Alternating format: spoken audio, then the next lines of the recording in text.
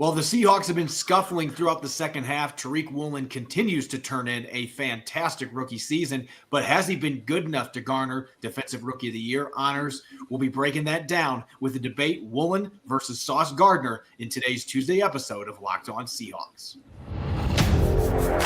You are Locked On Seahawks, your daily Seattle Seahawks podcast. Part of the Locked On Podcast Network, your team every day.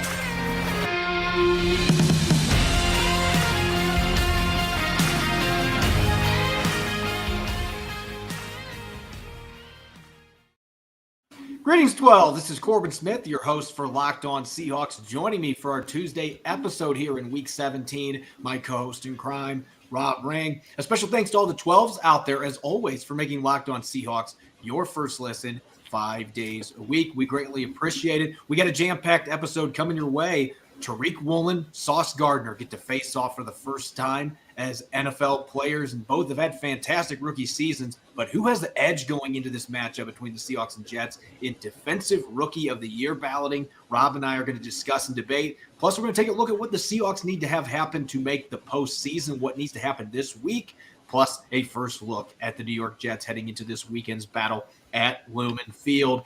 Without further ado, let's get to it. Now for your lead story here on Locked On Seahawks. Over the past month and a half, the Seahawks have not looked like a playoff team, losing 5 of their past 6 games. It's hard to believe that they still have a playoff pulse, but as we enter Week 17 with 2 games left to play, the Seahawks are very much alive in the NFC playoff race. In fact, they control their destiny to an extent. They're going to need some help along the way, but if they win out, they give themselves a pretty good chance to get into the postseason. They have to hope that a few other teams slip up along the way, but they're still in good position. And before we talk about this, I have to play this clip, Rob. You kidding me?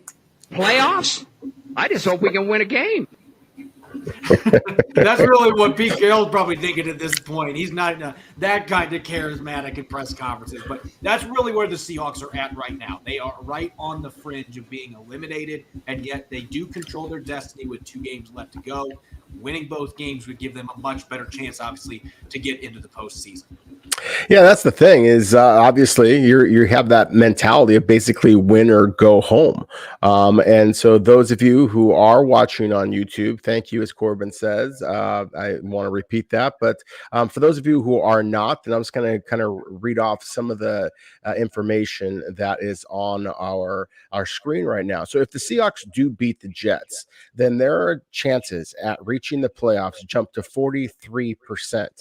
Now, they do need some help. The Packers and the Commanders games. Green Bay is going to be hosting the Minnesota Vikings. Washington is going to be playing the Cleveland Browns. Those are the 2 games the Seahawks fans should very much be paying attention to. So even if Seattle was to win, if both Washington and Green Bay both win, then Seattle's odds of making the playoffs are going to drop to just 25%. If the New York Giants, the Washington Commanders, Green Bay Packers, if they all lose and Detroit wins, the odds jump up to 67% because, again, Seattle owning the tiebreaker over the Detroit Lions based on their victory earlier in the season. But, Corbin, it really doesn't matter what happens out there. The Seahawks have to win first before they worry about anybody else. And if they do go 2-0 over these last couple of games, then they obviously are going to be rebuilding some of that momentum that had them as one of the real Cinderellas early in the NFL season. Yeah, I'm glad you mentioned the tiebreaker with the Lions because some of our listeners may be wondering, why do we want Detroit to win this weekend? Well, you would want them to win in that scenario. Now, if you lose to the Jets, really that puts your playoff hopes basically, we've been saying they've been dangling on a thread. At that point, the thread's basically going to be ripped apart.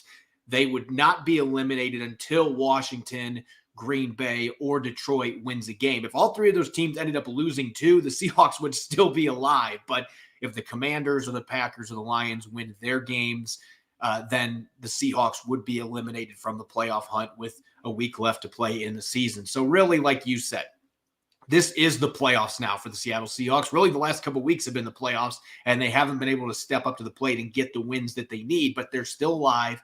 You've got to go out and take care of your own business. You can't be scoreboard watching at this point. You've got to get your wins, and then you can worry about, are the other teams we need to lose losing their games to put us into the postseason. And I think, as you just mentioned here, I think this thing that fans have to understand, as bad as the Seahawks have played over the last month and a half, most of these losses, they have been right in striking distance to win these games. They've been very close. They've been competitive games. So if you can just get some positive momentum going again these last 2 weeks, get some victories, and you wouldn't be backing into the playoffs. You'd be surging a little bit going into the postseason with 2 wins. And I remember the Baltimore Ravens way back in the day. I believe it was the 2012 season. The Baltimore Ravens were awful the last month and a half of the season, but they got barely into the playoffs, and then they went all the way to the Super Bowl and won. And I'm not saying the Seahawks are going to be doing that in 2022, but all you got to do is get a ticket to the dance. And this is a wide open season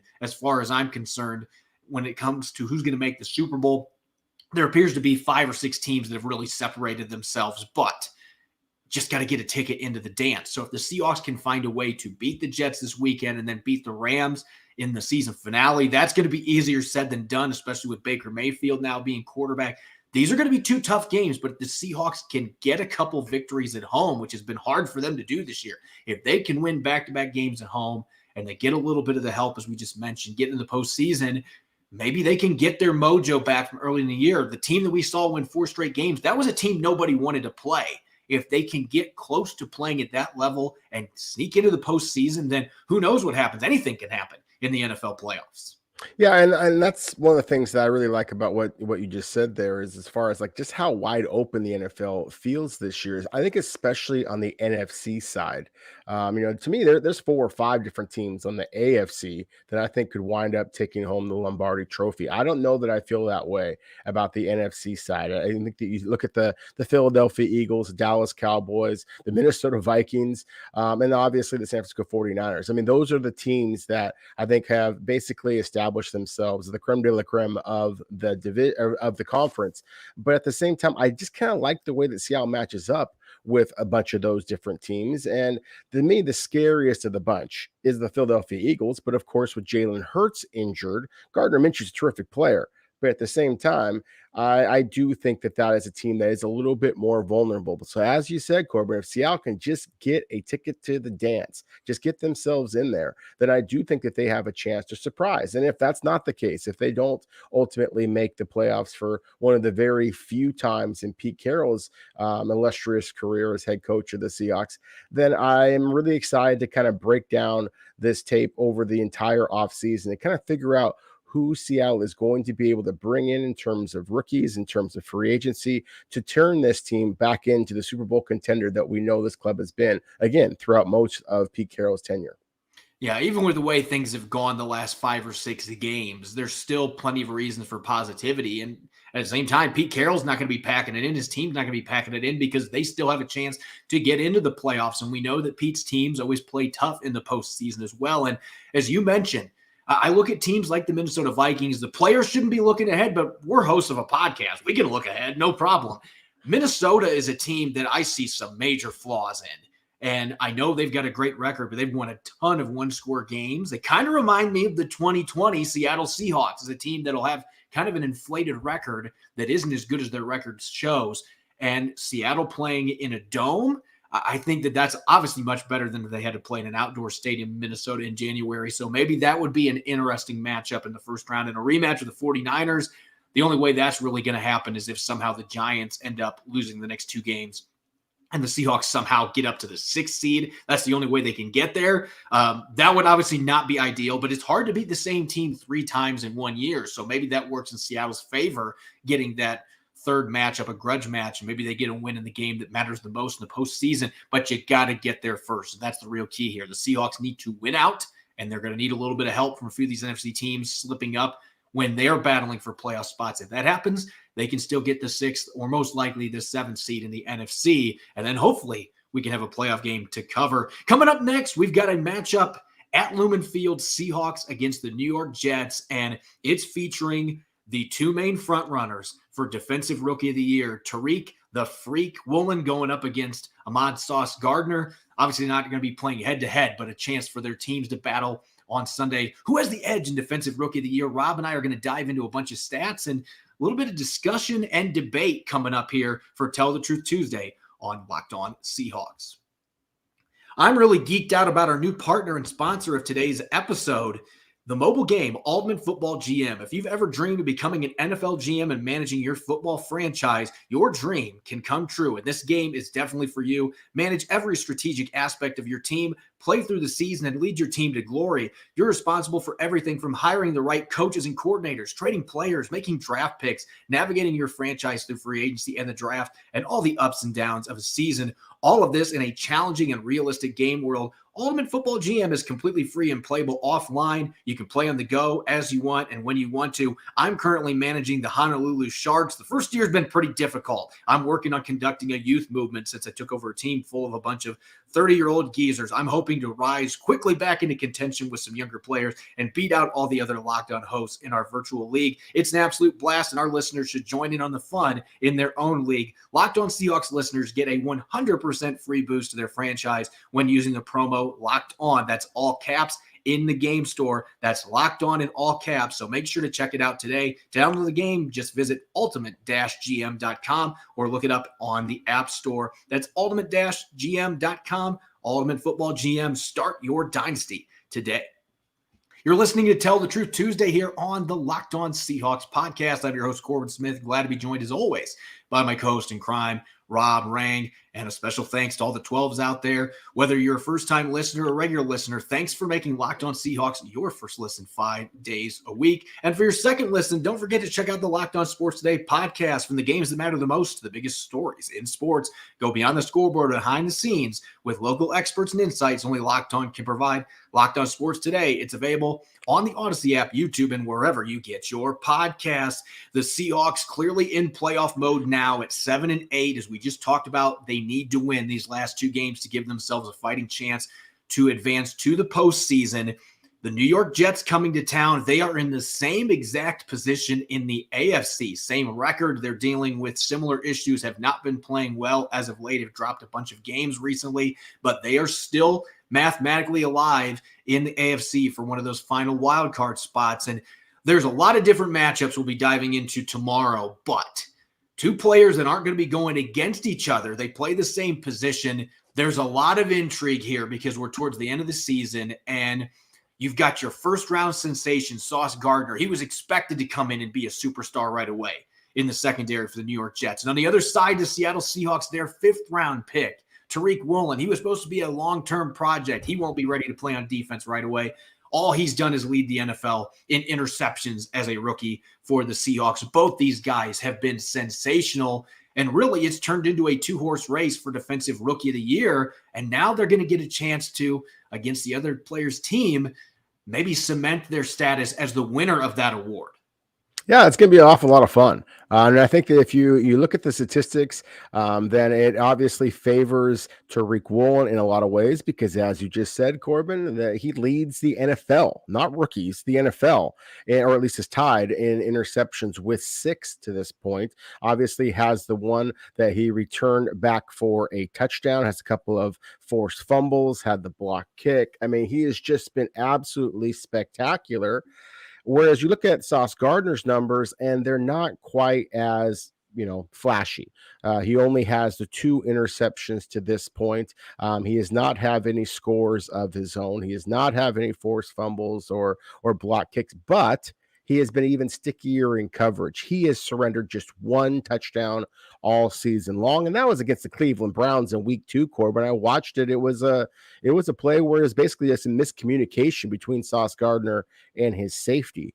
The 2 interceptions, however, that Gardner has so far this season, neither one of those were particularly incredible plays. One was against the Miami Dolphins, but it wasn't Tua. It was Skylar Thompson, the former Kansas State undrafted free agent, that was throwing the ball on that particular play.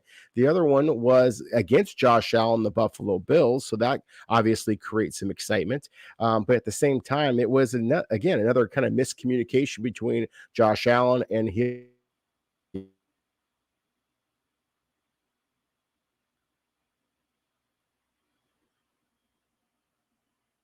about his interceptions. And that's one of the biggest reasons why I think that for the voters out there who actually take the time to look at the plays that created these turnovers, Tariq Woolen, in my opinion, is the runaway winner. I'm just not convinced that the voters will actually take the time to do so. Yeah, I think when you look at the stats, this really creates the ultimate argument here when we're looking at postseason awards, whether you're discussing MVP, Defensive Player of the Year, Comeback Player of the Year, whatever. There are certain metrics that lend themselves to winning awards more than others. And I just want to say this right now. You look at Sauce Gardner's stat line compared to Tariq Woolen. I mean, some of these numbers are ridiculous. 44.3% completion percentage against, 50.2 quarterback rating. Both those are in the top 2 among corners in the NFL, according to Pro Football Focus. He's only given up 1 touchdown. His missed tackle percentage is 12% better than Tariq Woolen. Really, it was just one game that set them apart there. Tariq Woolen had 4 missed tackles against the Carolina Panthers. Take that game out of the equation. These two were pretty much neck and neck in that category as well. But as you mentioned, those are not sexy statistics. Those are not the statistics that win awards. And I don't know that that's necessarily the right thing. I mean, clearly those numbers indicate that Sauce Gardner has been a shutdown corner. Quarterbacks have had a very difficult time completing passes against him. He's given up a lot less yardage in the passing game than what Tariq Woolen has. So I think you look at those numbers and it seems like it would give the first round pick playing in the big market, obviously, the edge here. And yet turnovers are what win these awards typically, or sacks. It's those big statistics, your interceptions, your sacks, the pass breakups. That's something that is working in Gardner's favor. He's second in the NFL with 12 pass breakups. But when you have 6 interceptions, you turn a lot of those pass breakups into picks. That is really what catches the attention of voters when you're looking at these awards, the impact plays. And Tariq Woolen doesn't just have those 6 picks. He has the 2 fumble recoveries that were forced by his rookie teammate, Kobe Bryant, earlier this year. And he has the blocked field goal. And some may say, well, that's a special teams play. No, it's on defense. It's still a defensive play. Even though it's special teams, it was a defensive play. And I just listed it off. He's got 9 impact plays there. Sauce Gardner has 2 in comparison. And so I know that the touchdowns are heavily swaying in Gardner's favor. Woolen has given up 5 of them this year. There's been a few where there's been coverage busts. It happens. If you're going to be basing this off of completion percentage and quarterback rating and stuff like that, then Sauce Gardner appears to have the edge. But I just don't think voters are going to be looking at that set of statistics. They're going to be looking at the interceptions. They're going to be looking at the fumble recoveries. They're going to be looking at the game-changing plays.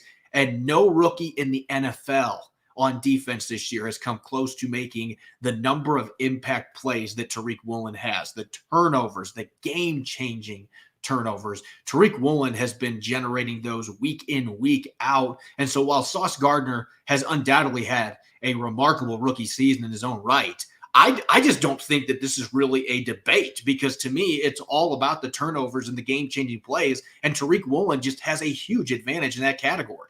No, you're absolutely right. I mean, to me, it's very, very similar to last year with Micah Parsons, the Dallas Cowboys. It was just obvious that he was a defensive rookie of the year because of how many impactful plays he made for the Dallas Cowboys. And to me, it's the exact same thing with Tariq Woolen. Obviously, completely different position, but it's just you're trying to find an argument, in my opinion, if you're going to argue that anybody other than Tariq Woolen should be the defensive rookie of the year. But that said, I will kind of, play along here for a moment. I think that one of the reasons why that you might see a lot of votes go the way of Sauce Gardner is just the perception. I mean, this is the number 4 overall pick, and he has been every bit as good as his draft ranking, as that nickname, as his time at Cincinnati in college, as it suggested that it would be. And he did it with all kinds of pressure. Of course, again, we're talking about New York, not sleepy Seattle, struggling through as a season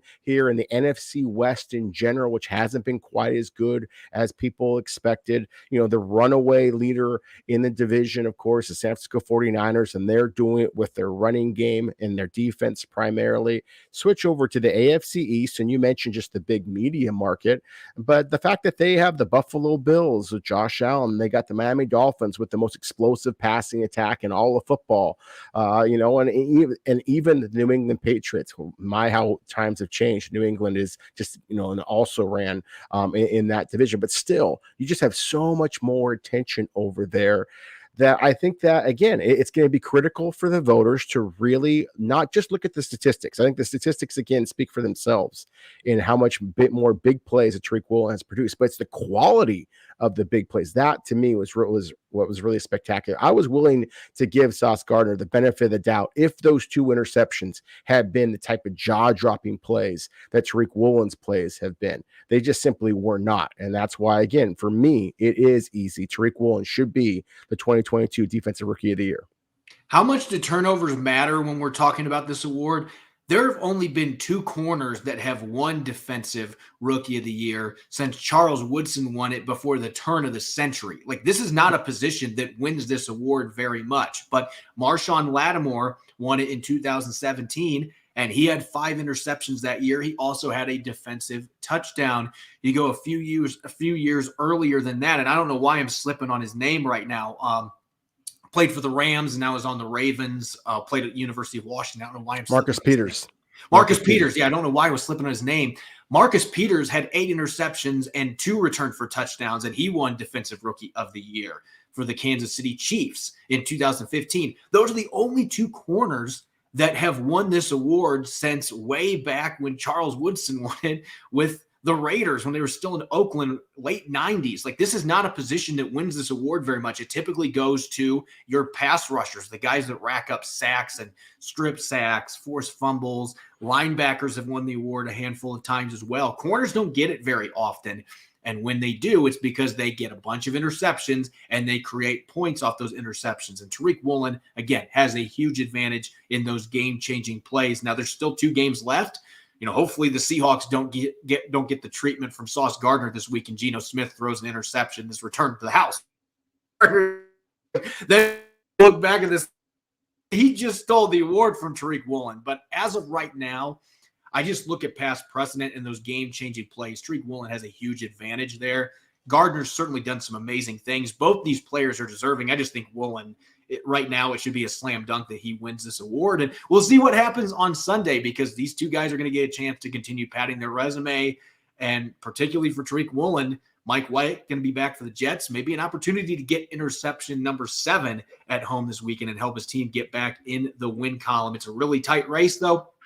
2 games left to go, 2 exciting corners that are going to be very good for a very long time for their respective teams. Up next, we just talked about Sauce Gardner, the impact that he's had for the Jets in his rookie season, but he's far from the only rookie that has had a big impact for the Jets as they've tried to climb back into the postseason for the first time since, I believe, 2011. It's been a long time since the Jets have been in the playoffs. This is a really young team. They've had a lot of roster turnover. So we're going to be taking a look at what's new with the New York Jets coming up next year on our Tuesday episode of Locked On Seahawks.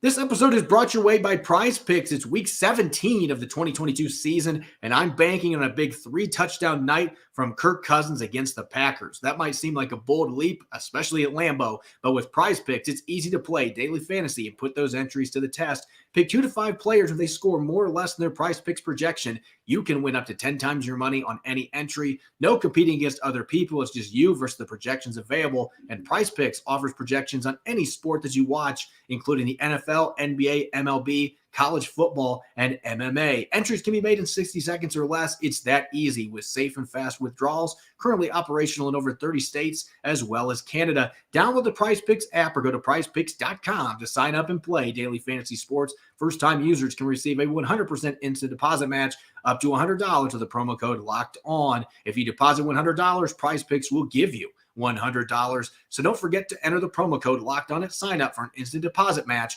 up to $100. You're listening to the Tuesday edition of Locked On Seahawks. This is your host, Corbin Smith. Glad to be joined, as always, by my co-host in crime, Rob Rang. And a special thanks to all the 12s out there during the holiday season for making Locked On Seahawks your first listen 5 days a week. We greatly appreciate it. And for your second listen, make sure to check out the Locked On Sports Today podcast. They've got the biggest stories of the day, plus instant reactions, big game recaps, and the take of the day. It's available in the Odyssey app, YouTube, and wherever you get your podcast.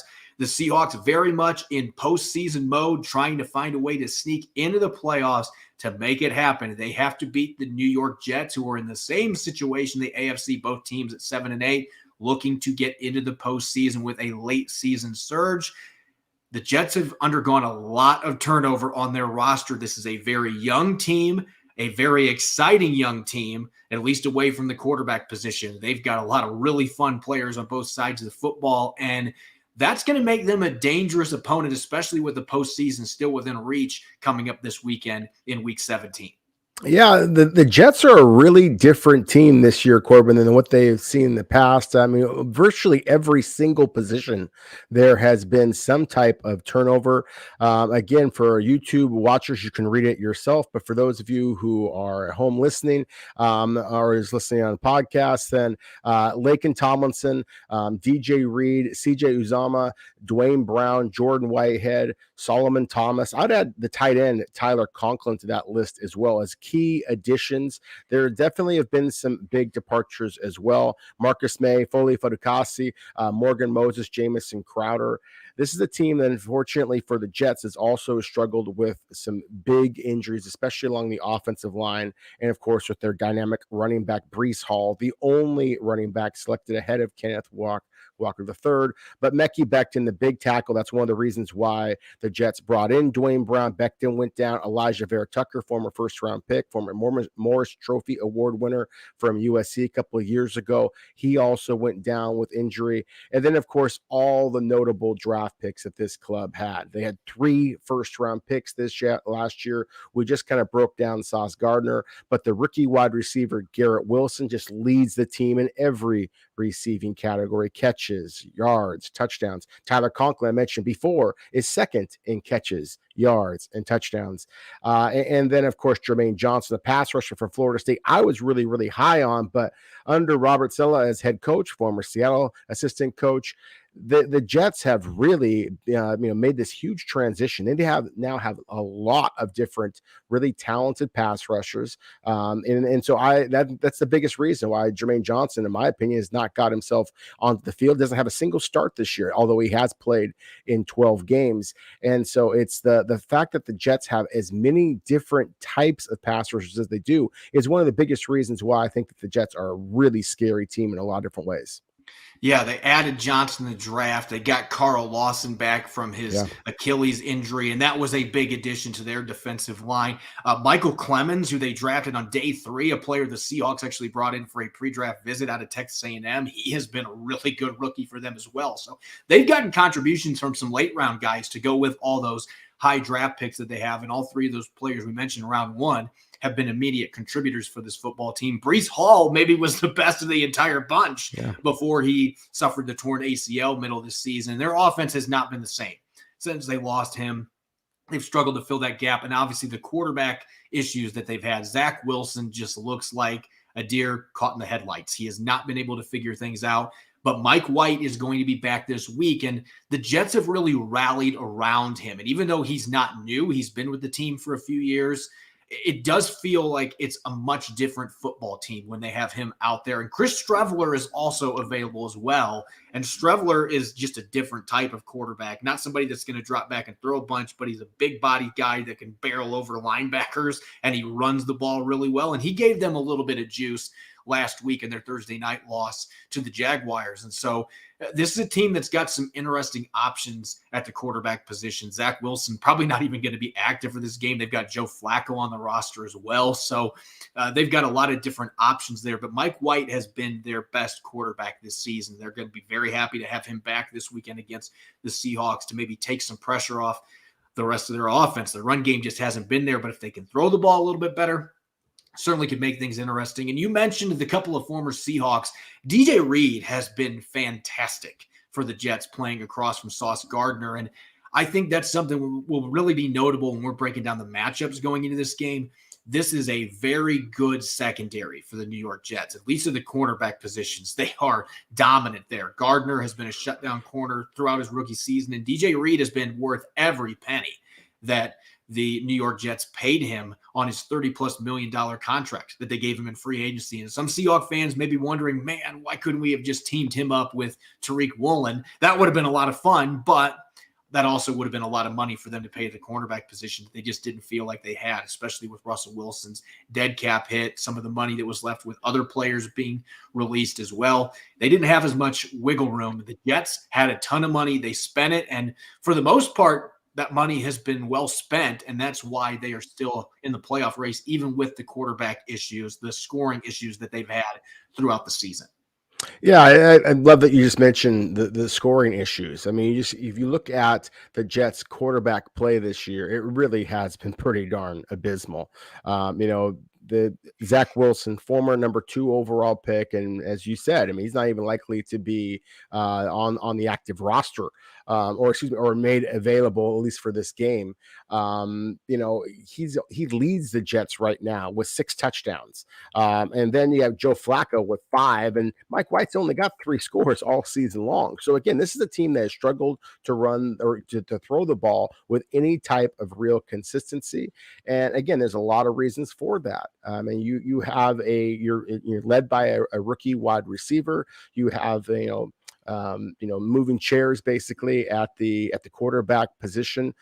Same with running back, and then all those injuries along the offensive line as well. So to me, that it's funny because this is supposed to be talking about the new additions or what's changed for the New York Jets. One of the things that has not changed, it seems like forever for the New York Jets, is that they simply just don't throw, or they don't score a lot of points. They're stuck on the tarmac, so to speak, for much of the time in which they're playing. But they can play good defense. They can run the ball. They move people at the line of scrimmage. And that's why even despite the fact that the Jets don't look very frightening on paper, at least on offense, this is a formidable opponent. Yeah, and they have the ability to create turnovers in bunches on defense. Mm-hmm. They've got some pass rushers that can get to the quarterback and force strip sacks, get the ball on the ground. They can force fumbles from running backs. They got some mashers at the linebacker position. They got athletes there. I mean, this is a very good defense. So Seattle's going to have to deal with that again. They've played a lot of good defenses as of late. The offense is going to have to step up to the plate. But as you mentioned, on the offensive side of the ball, the injuries in the offensive line, the quarterback issues that they're still dealing with, not having Breece Hall, this has been an offense that has really struggled, even by their standards, in the second half of the season. That's the big reason why they have slumped to a 7-8 record themselves. Really, these two teams they've gotten to 7-8 different ways, but at the same time, there have been a lot of similarities with the third down issues on offense and the defense giving up some explosives and untimely times in games, and they just haven't been able to put it together. And both these teams are really young as well, and so their trajectory is pretty similar. They started the season hot and not playing so well here down the stretch, but one of these teams is going to try to get back in the win column and position themselves to get in the playoffs. And the Seahawks are hoping they can get it done at Lumen Field. The Jets are hoping to make it that the Seahawks continue to have struggles with their home field advantage and lose their 4th game in a row at home. That's unthinkable, but it could happen on Sunday. Coming up tomorrow, we're going to have our usual Matchup Wednesday episode. 6 matchups to watch, 3 for the Seahawks on offense, 3 on defense, going up against the New York Jets, a game with major playoff implications as both teams try to hang on to their postseason lives. You won't want to miss it. I'm Corbin Smith. You can follow me on Twitter, Corbin Smith NFL. You can follow Rob at Rob Rang. Again, make sure to join us tomorrow as we break down all the key matchups heading into Week 17. Enjoy the rest of your Tuesday. Thanks for listening. Go Hawks.